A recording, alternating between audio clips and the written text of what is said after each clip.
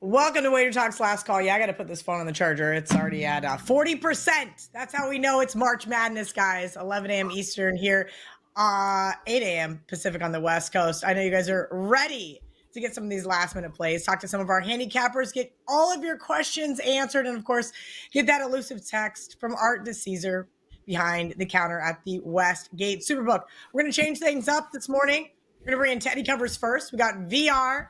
You guys know him as Gianni the Greek coming up next, and then Steve Merril. So if you guys have a question for one of those three guys, please drop it in the chat. We're going to go about 45 minutes because Wager Talk today comes on at its normal time right after this, but I had to make a couple of concessions here this week and do two special shows just for our loyal listeners. So if you guys have a question, drop it in the chat. If you don't, I got bets to make, guys, like chop. Teddy Covers got a couple games he wants to touch on here first. Good morning, Teddy. I know it's early out there. You have a big day to meet some other Wager Talk handicappers out and about in Las Vegas, the best place to watch the opening round of March Madness. It really is. I mean, you can watch it at a venue. I suppose being at a venue might be better.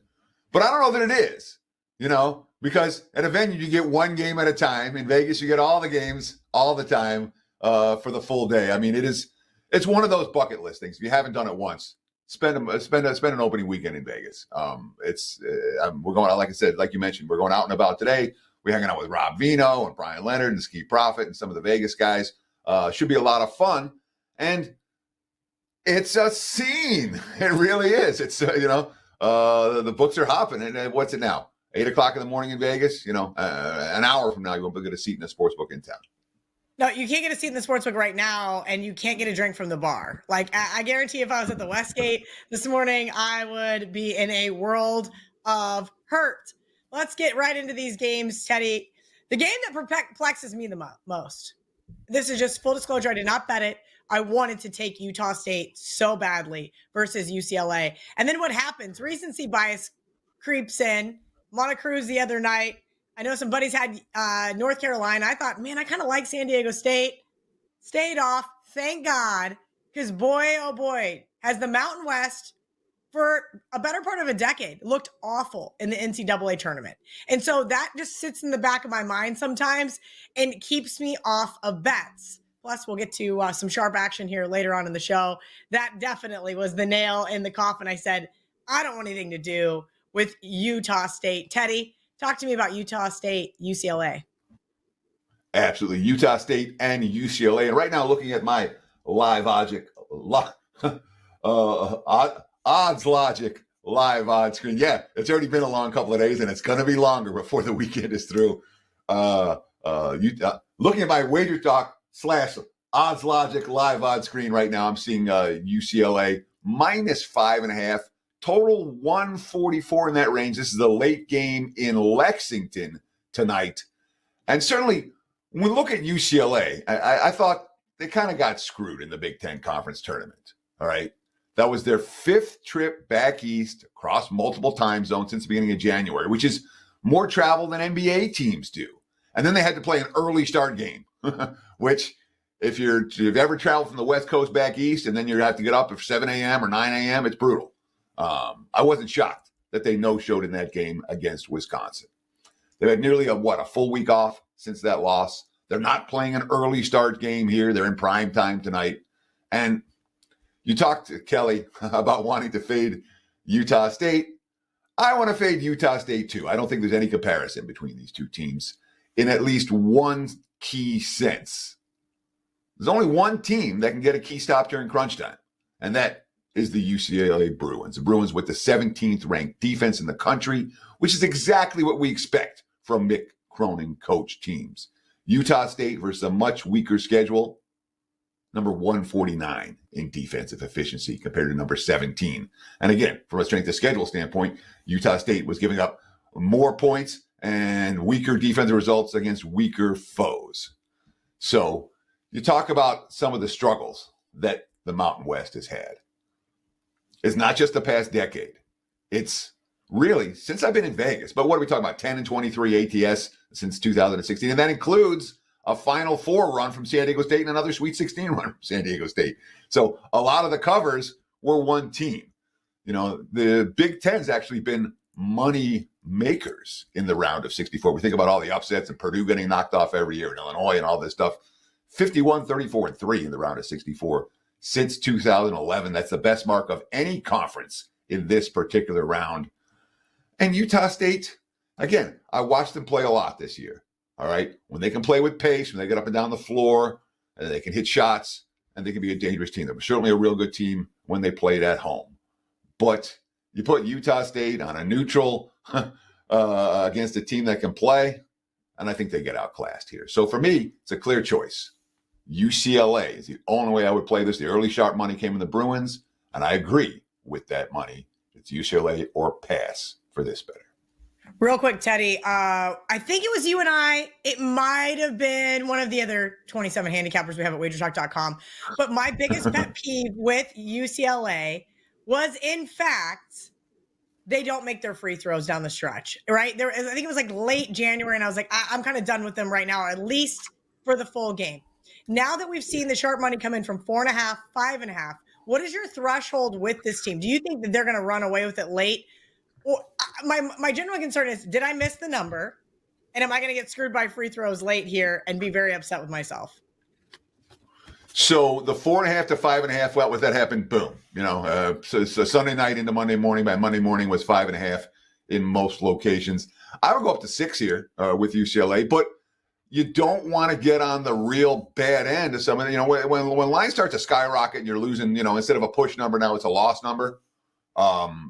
That would be where 6 would be where I stop with UCLA. I don't know that I mean, at 7, I might make the bet, but it'd be for a smaller amount. You reduce your unit size for sure. When it comes to free throw shooting, there are lots of reasons you can give yourself to get on and off bets. All right.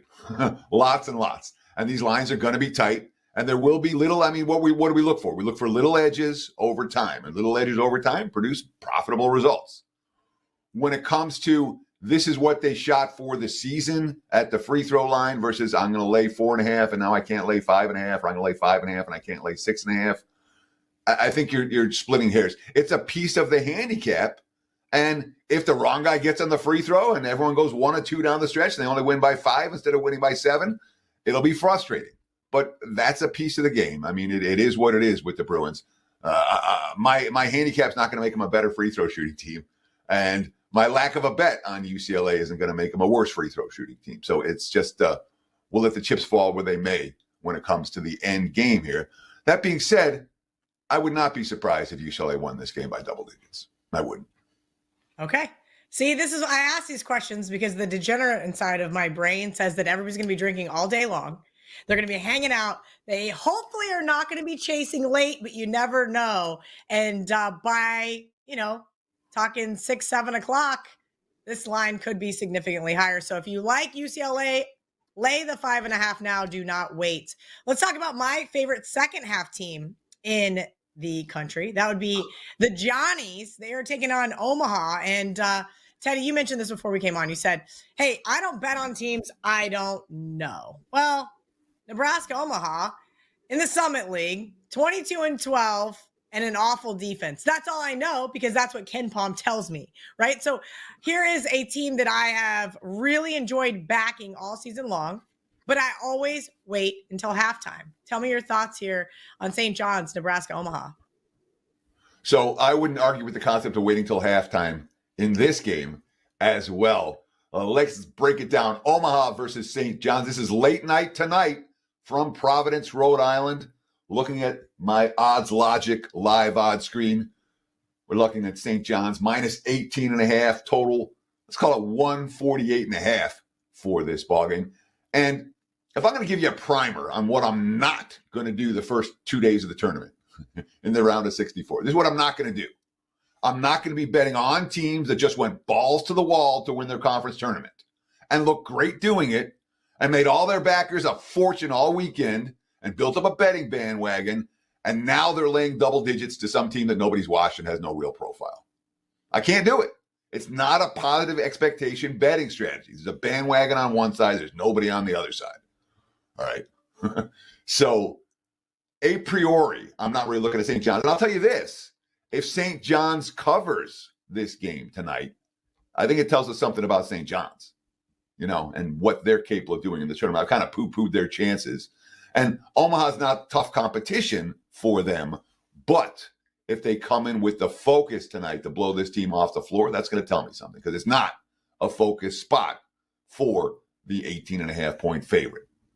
So Nebraska's Omaha is not a team that we pay attention to all year long. What we can do from Nebraska Omaha is dig in and take a look at what their season was really like. So they were a dog against St. Thomas, Minnesota in their title game. So they were an undervalued commodity there. Teams that didn't face tough competition, the smaller conference squads, I don't want to worry too much about what happened back in November, because teams change a lot from November. But when it comes to teams like this, that's all we got. It's an important reference point. And they played a bunch of teams that we're familiar with in November and December. They were at UNLV, they were at Minnesota, they were at Akron, and those were all competitive games, single-digit losses. Akron's a pretty good team. UNLV, Minnesota, they're okay. I know they're not St. John's, but they showed they could play within single digits on the highway. They had a bad road trip, one bad road trip. They went to Iowa in the middle of December, and they got bombed in back-to-back games. Iowa State and Northern Iowa. It was one weekend. They lost those games by 50, right in the middle of finals.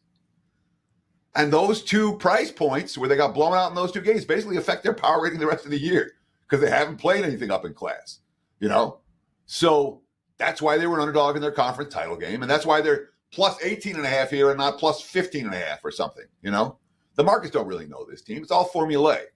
They had a 6-1 ATS run and a 9-0 ATS run early, and then what happened? The markets valued them too high. They had a 1-5 ATS skids. The market's corrected, and right now, what's going on with Omaha? 6 straight covers.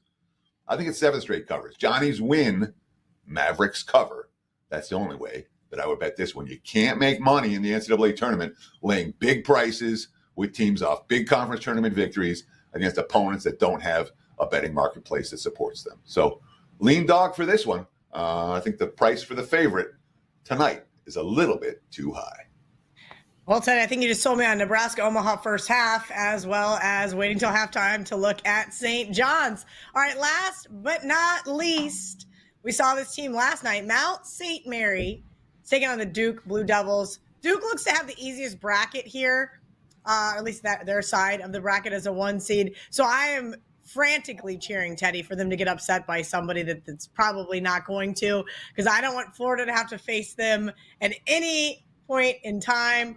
Talk to me about a lot of points here with the Blue Devils. Absolutely. Before I talk to you about Duke and Mount St. Mary's, I do want to ask you guys a simple favor. If you like this type of content, hit the like button. Done. Problem solved. Tell us what you think below. We appreciate all the comments. Agree, disagree. It's okay to disagree with me. I won't be mad at you. It takes both sides to have a betting marketplace. But the likes, the comments make all the difference. If you haven't done so, what do we have? Do we have 200,000 yet? I've been saying nearly 200,000 have subscribed to the WagerTalk YouTube channel. If you haven't done so, March Madness, the opening day is a perfect day to do it. Do it right now.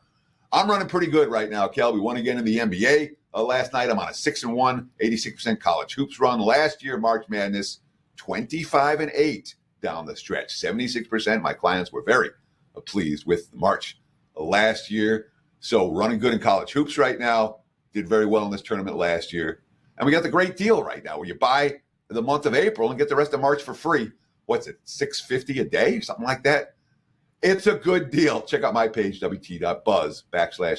Don't buy a play. I have a 5% big ticket up for tomorrow. Don't buy it. Get the package and get on board for the entirety of the tournament, all of April, baseball, NBA. That's the deal to get right now. When we talk about Duke and Mount St. Mary's, it's an early start game in Raleigh, the home crowd edge for the Blue Devils, minus 32, total of 140.5. I don't do much with college basketball point spreads in the 30s. I'm really not looking at sides. If I get involved, the only way I'm going to look in these minus 30-plus games is on the favorite. The dog can't compete, all right? And this dog is not going to be competing with Duke. This is not a scenario where the 16 seed is going to upset the 1. Ain't happening here, all right? The Blue Devils can name this score. And there's travel involved as well for Mount St. Mary's. Dayton to Raleigh. It's not a long trip, but no one's getting comfortable in their beds. And, of course, they played not Tuesday night, they played Wednesday night, and now it's a Friday early game. The committee didn't do them any favors. They're fodder, okay? This is not a potential upset. But 32 points is too much for me. There's still a bet to be made here, however. Let's look at what Duke's been doing in the John Shire era, okay? First round last year against Vermont, 64-47. They shut Vermont down, controlled the pace, no fast break points against them, nothing in the paint. Vermont team total way under, game stayed way under. Second round against James Madison. Again, this is Shire coaching, not Krzyzewski.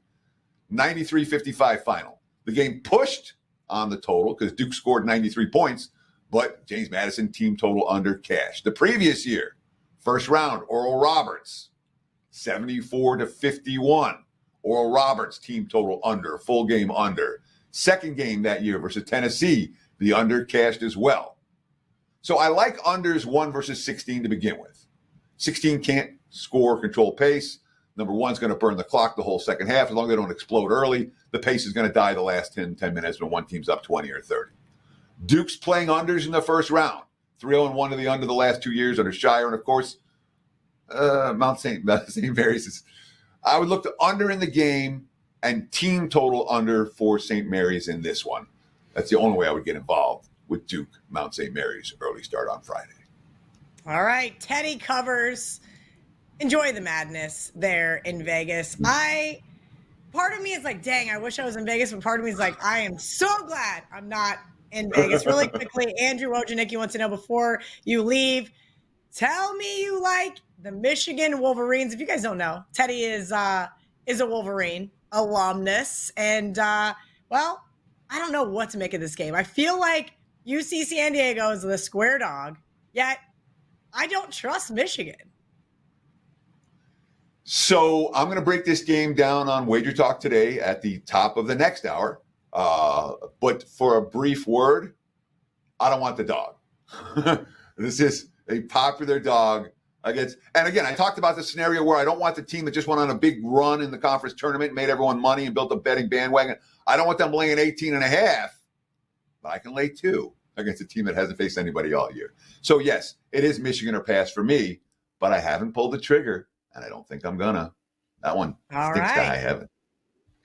It does stink to high heaven. I don't know what to make of this game. Teddy Covers, as he mentioned, make sure you guys check him out. WagerTalk today, right up here at the top of the hour. Let's bring in VR. We've got some stuff from him, and I'm going to tell him, as I always do, what Art the Caesar's got so that we can see if we have some confirmation biases here.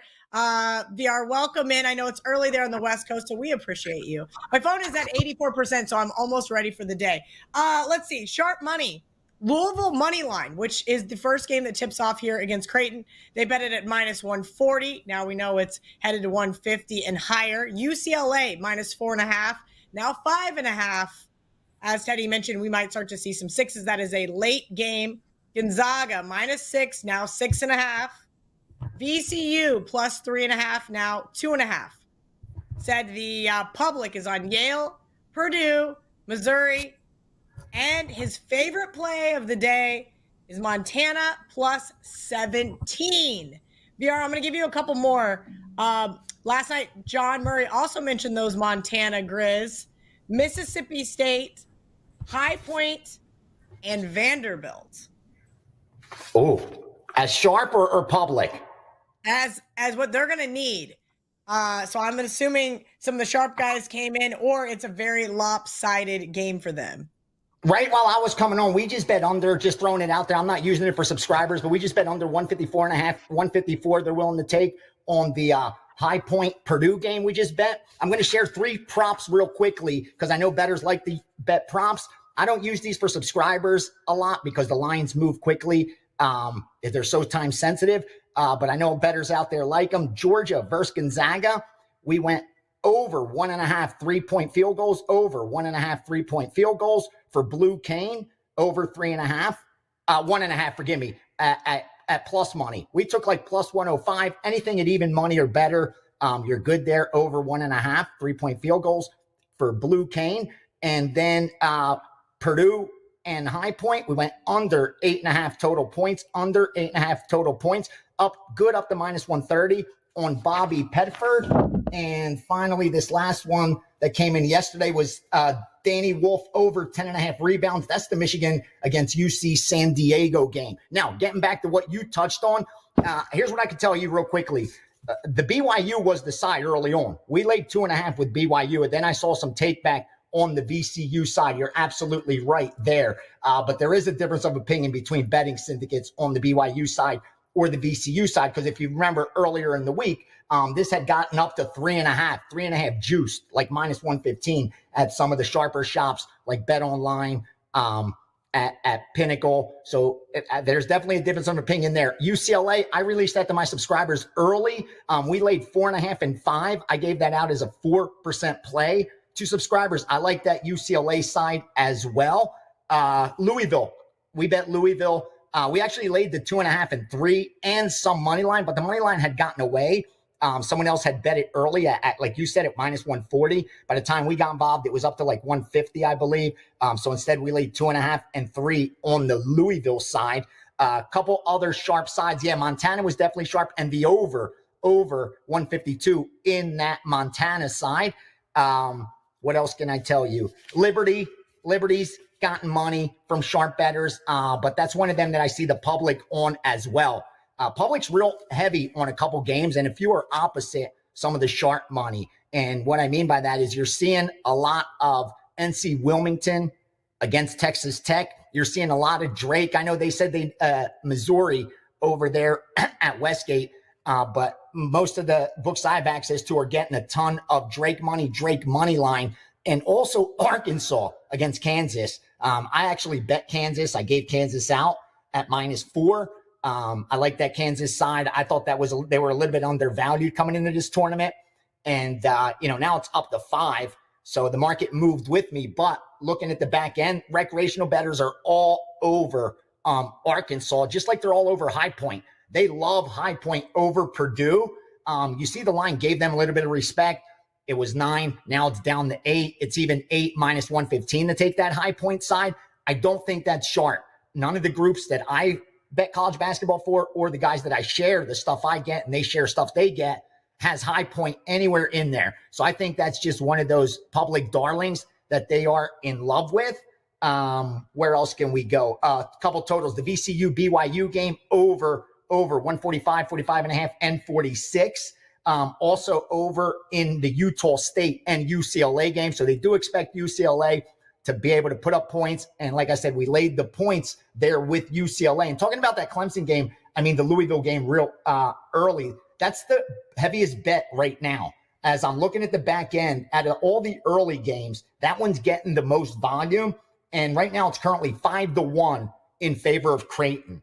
So the sharps, if anything, they helped limit the exposure for the books. That's why you haven't seen this line climb up to 3.5 or 4. It's that time of the year where public money outweighs sharp money by such a huge volume, almost like Super Bowl type of volume, where, if anything, a lot of the sharps that come in opposite, they're just going to help the book by limiting some of their risk. So they don't mind giving them an extra half point here, an extra point there, if it's going to help them limit some of their exposure on a lot of these sides. And that's a perfect example, because you see that Louisville line, usually that would go right blast through that first one possession of 3. And you'd be laying 3 minus 120. You'd be laying minus 3.5, minus 115. Some of the square shops would probably be all the way up to 4.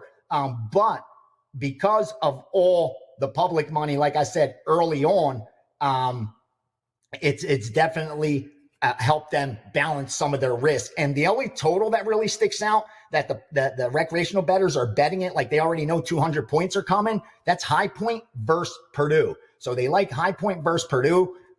They're betting that one over. I get it. Purdue's solid offense, top 10, top 15 offense, not a good defense this year. I think that the ratings I'm looking at have them like 70th in defensive efficiency.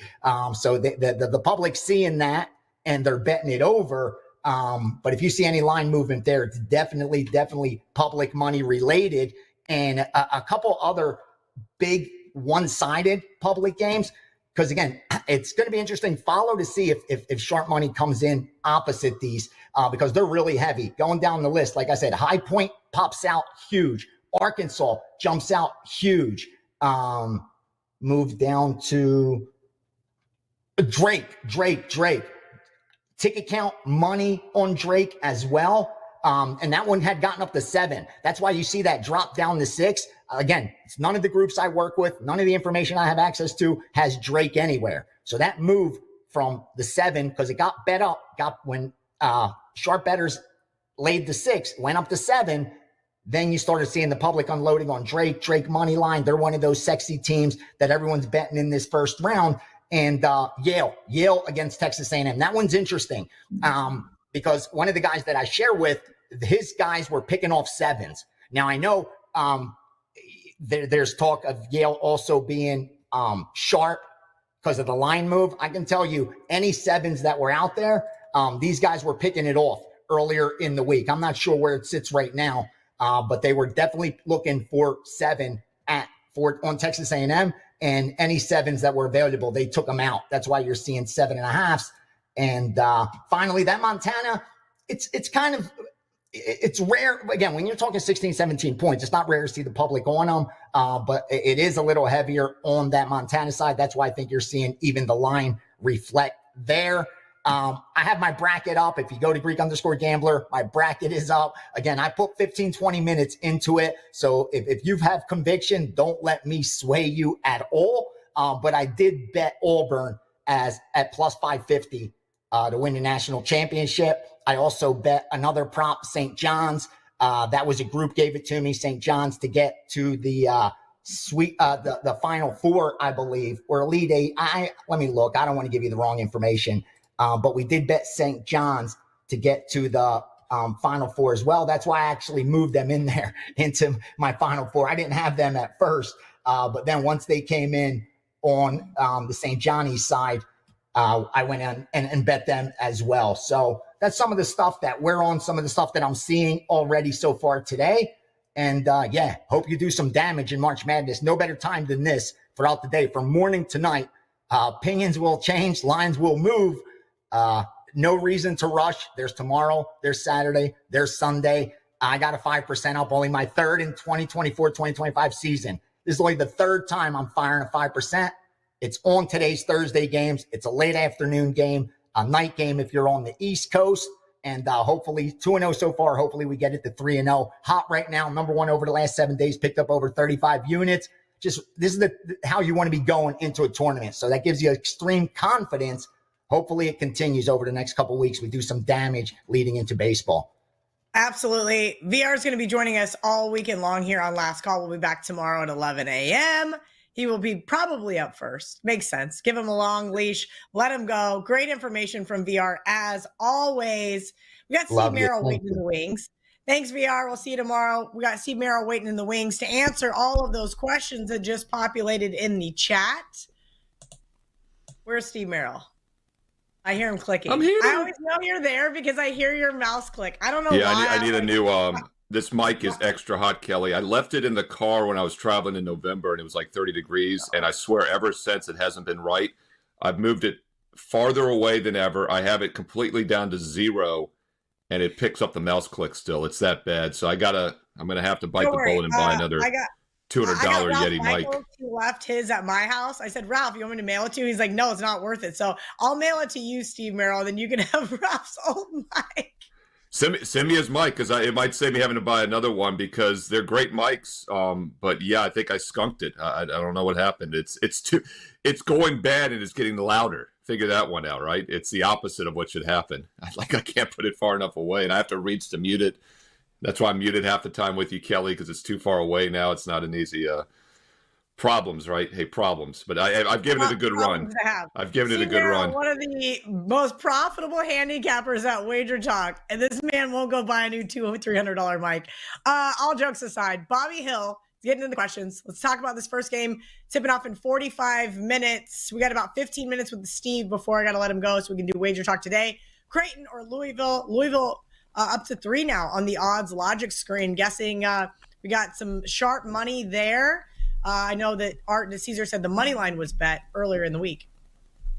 Yeah, I thought that was interesting. This is the whole new thing now, and Prez has talked about this a lot on WagerTalk today with basketball, even football. Ralph and him have talked about it, that if it's 2.5 or less, you play the money line. I mean, I'm kind of old school. I just play the point spread still. I'm not a big believer in laying minus 150 juice. I'd rather play the 2.5 or 3. That's just my personal opinion.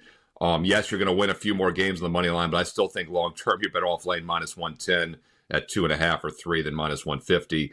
Louisville is the sharp side in this game, and I don't disagree. They're a really good team. Put it in perspective. 2 years ago, Kelly, they went 4-28. They won 4 games 2 years ago. They went 8-24 last year, and now they've won 20 of their last 22, and they come in off a loss to Duke. So it should be a very focused spot for Louisville. This is the early tip here in about an hour. All right, guys, got some questions for Steve. Drop them in the chat as they start to populate. We're going to start answering questions. We've got a beautiful slate this weekend. Steve and I have a ton of videos up on some handicapping, right? And I actually had a handicap this tournament, so if you guys need it. Steve, the other Steve wants to know, can you talk about High Point Purdue? Here's the reality. John Murray gave me a high point last night. I bet it. I took 8.5 points with this team. I know Art DeCesar said that they were kind of square. I know that VR said they were kind of square. But do we really trust Matt Painter and Purdue? That is kind of where my thought process is. He is 23-14 throughout his career during March Madness, but this Purdue team always seems to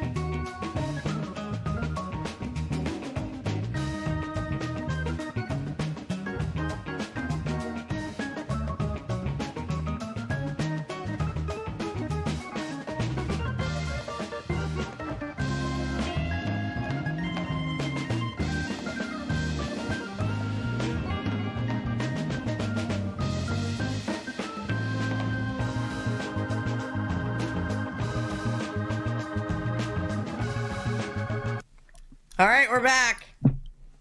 Internet issues, of course. It wouldn't be last call without technical issues. Like I've just made it a joke at this point. Steve Merril, we're going to answer some questions really quickly. One of the last questions was from another Steve. He wanted to know about Purdue High Point when we got cut off. I have a High Point bet from John Murray last night. He gave it to me on Kelly and Murray and said that a sharp group played it, but now it sounds like from VR's side of the counter that they're a pretty square dog. And I kind of understand why the public might not trust Matt Painter, but looking at it a little bit closer, he is 23-14 during March Madness. Yeah, and they went 5-1 last year, so that'd be 18-13 before last year. And if you recall, I believe it was the year before they lost to a 16 seed out of the play-in game, correct? So yes. It's do or die. And I do have a theory on that, Kelly, and it goes to all these games, really. You know, UVA lost to a 16 seed. They won the national title the next year. Purdue lost to a 16 seed. They made the national title the next year. I don't think it's a fluke you see that because you just don't overlook a team when you get bumped. But you could be a little bit, Marco's term, fat and sassy here. So they could overlook this game after a nice run last season. I think this Purdue team is weaker. And yes, High Point is probably a public dog. But as you know, with my public information, we don't blindly fade the public. I use it as a filter. I like the High Point side here. It is their first tournament bid ever. I'm not keen on taking teams off the automatic bid against a team that's coming off a loss. Purdue does fit some good subsets based on that premise long term. But otherwise, I like the matchup for High Point. I think they are a dangerous team that can keep it close. And I'm not a fan of Matt Painter, despite the run he made last year, thanks to the 7-footer in the middle. All right, got some more questions here. We do have WagerTalk today coming up in 20 minutes, but because we had some technical issues, I might take this as far as the producers let me. Thoughts on Bam Bam State? Of course, Titans CT just further proves to me that I think he's CT's burner account. That's a lot of points. 32.5 here versus 1 seed Auburn. But, Steve, I'll say this much. Auburn late did not impress me. I was on a cruise, but I was in the high limit room for a better part of that trip with a Tennessee fan. So the cool thing about being in the middle of nowhere is no one gives a shit what you do. So we have our phones out watching the game. He was very happy to see the Vols beat Auburn, and I was very happy to see Florida beat the Vols. That being said, Auburn lost, A&M, Alabama, both in kind of ugly fashions. Yeah, the Alabama game wasn't overtime at home. Then they beat up on Ole Miss. Ugly loss to Tennessee on a neutral court there. Talk to me about this team. Did they just peak too early, you think? Yeah, you haven't lived, by the way, until you've watched, NFL playoffs, March Madness on a cruise or in Cancun, as I know you've probably done, Kelly, on Mexican, Universal ESPN, the international feed with Spanish announcers and weird commercials. It's quite an event. This is an Auburn team that's fully focused, coming off a loss. If you're going to play it, I would lay it. It's once again, the line is too high, though. My power ratings make the game 29. But Auburn could win by 50. They could win by 20. It's up to them. So these are games I think are very difficult to handicap. I thought it was interesting what Teddy was saying earlier about how these games trend under, and it makes a lot of sense. I actually mentioned this in some videos as well, is that with these huge point spreads, you don't have to worry about those garbage free throws down the stretch because the game is already out of reach. They're not going to foul down 20-25 late. So I don't see Alabama State doing much. They might have a little bit of momentum from winning Tuesday. When Fairleigh beat Purdue 2 years ago, they did come for the play-in round. We've seen the first 4 teams make runs also with the 11 seeds. So if you do like Alabama State, maybe play them early in the first half. Maybe they have a little bit of momentum. Line is too high, but if I'm going to play it, I would lay it with Auburn. They should be very focused after losing the SEC tournament last week. You would think so, but I know nothing about Alabama State. And like Teddy said earlier, Merril, sometimes this is best not to bet on teams that you don't know much about. Let's take a couple more of these questions here in the chat before we get to WagerTalk today. Steve Merril, oh boy, this is a good one too, because VR and I both like KU. He laid 4, I laid 4.5. As soon as I hit dry land yesterday, I bet Kansas minus 4.5 there at the Hard Rock. Now it's up to 5. Your thoughts on this Arkansas team? Look, Coach Calipari, we all know, pretty dang good during March, except for the last few years, which is why Kentucky got rid of him. 32-25-3 now against the spread. But here's the real reality with Arkansas. I have not trusted them for a better part of the season. They lost 5 straight there in January. And I thought maybe, hey, whoa, this is not good, right? Trouble in paradise. Then they had a couple of nice wins, beat up on Kentucky, Texas, Mizzou, Vanderbilt, South Carolina. The problem is is they didn't really beat up on anybody that was any good. They got walloped by Florida. They got beat up by Tennessee. They get beat up by A&M team, Auburn. I don't really know how good they truly are. They can't hit a three-point shot to save their lives. And here's a Kansas team that is the most experienced team in college basketball. Yes, they've faded late as well, but I do have faith in this defense. I thought this line was a little short. Yeah, this is a great matchup. Bill Self, John Calipari combined have 50 tournament wins, 10 Final Four appearances, and 3 national titles. And one of them is going home after the first day of the tournament. So it's a great matchup. I think it's not a coincidence they pitted these two teams against each other. 14 of the 16 SEC teams got in, including Arkansas, of course. And guess what? The SEC is 0-1 already in the tournament. Texas losing yesterday in the play-in round. So I think it's going to be very interesting, Kelly, to see if the SEC underperforms. It's a great conference, but you do have to worry if it's a little bit overrated based on all the teams playing each other, bumping their power ratings, bumping their strength of schedule. Whereas Duke from the weak ACC is the overall favorite to win it still, ahead of Florida, Auburn, Tennessee, and other teams. I do like Kansas in this game for a couple reasons. First of all, I think they're the better team. And I talk about the public information. Arkansas is a very public dog this week. And this is one of the most public dogs in the round of 64.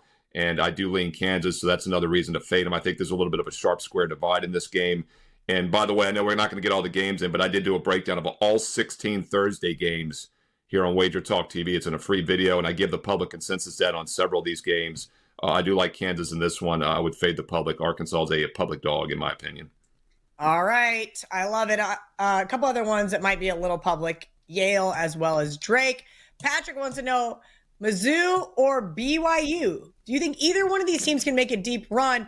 I'll say this much, Steve. I gave out yesterday on Bet on It. I said, Mizzou is my best bet. I went back and forth between them and Georgia, right? You mentioned the SEC, and I do have that kind of in the back of my mind with some of these mid-tier SEC teams.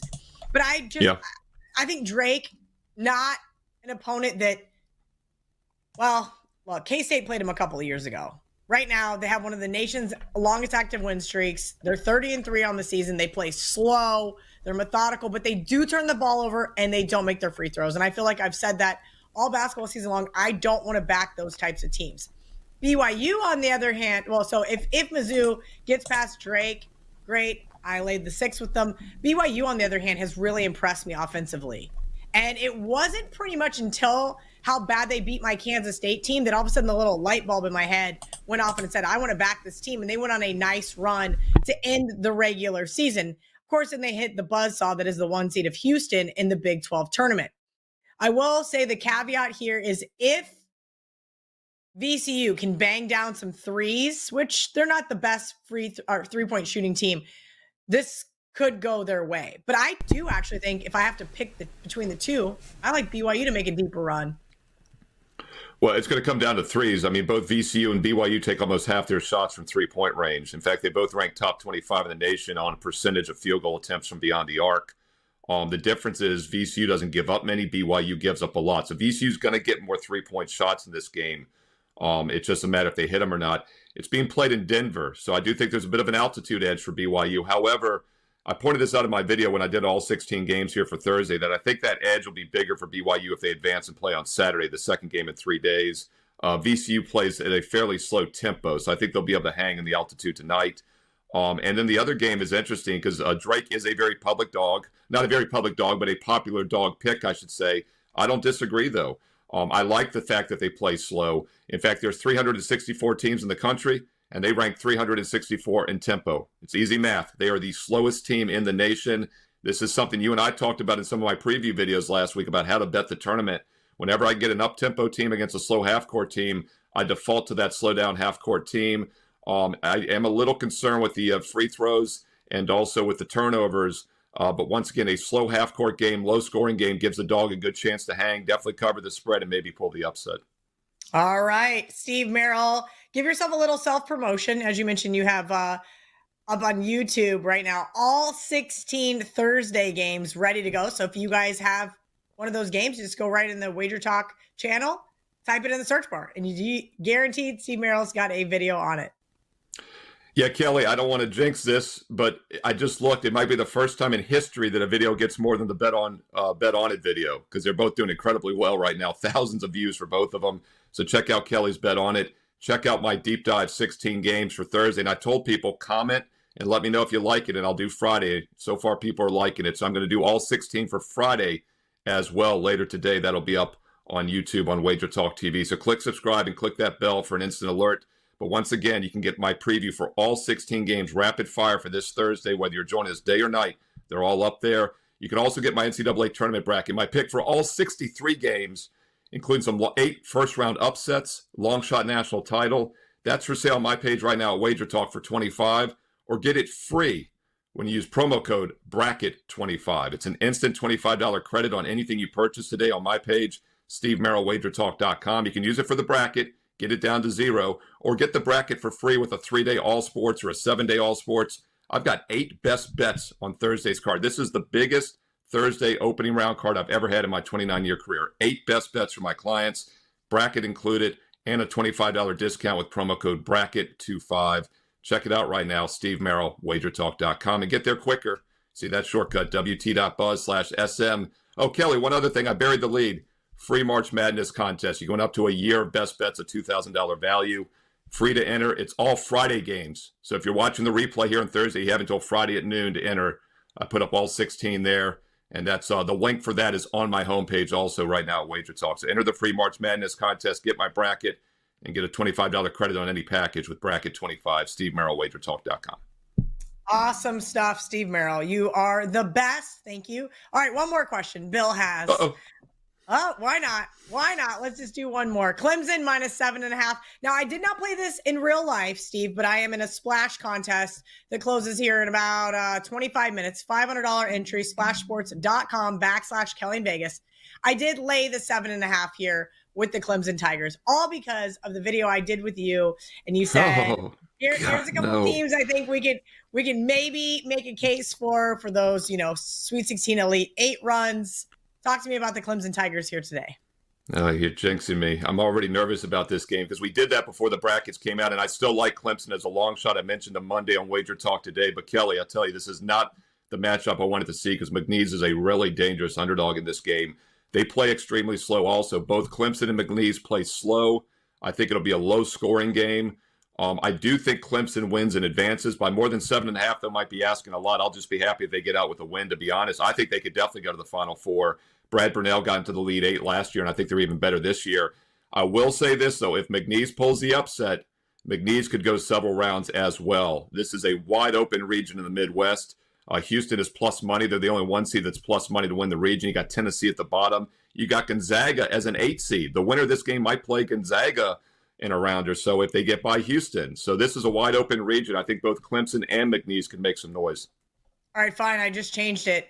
to McNeese State. I know nothing about McNeese State. This is what makes it difficult on some of these games when you have to pick every single game on the board. There's a couple you just don't know anything about. Steve Merrill, you are the best. Again, guys, hang out right here. Wager Talk YouTube channel, 8 minutes. The Prez is going to be here for Wager Talk today. We'll be back here 11 a.m. Eastern, 8 a.m. Pacific tomorrow morning. Who's on the show tomorrow? Let me double check and see who's on the show tomorrow. Obviously, we know VR is going to be on the show tomorrow. And also, we have Jesse Schul from WagerTalk.com. Saturday, we got a star-studded lineup as well. Art to Caesar from the Westgate Superbook. VR is going to join us. Brian Power and Bill Crackman. And, of course, Sunday, we got VR again. Ralph Michaels, Mark Zeno. It's going to be a great weekend, guys. Let's cash some tickets starting right now. First game goes off here pretty quickly.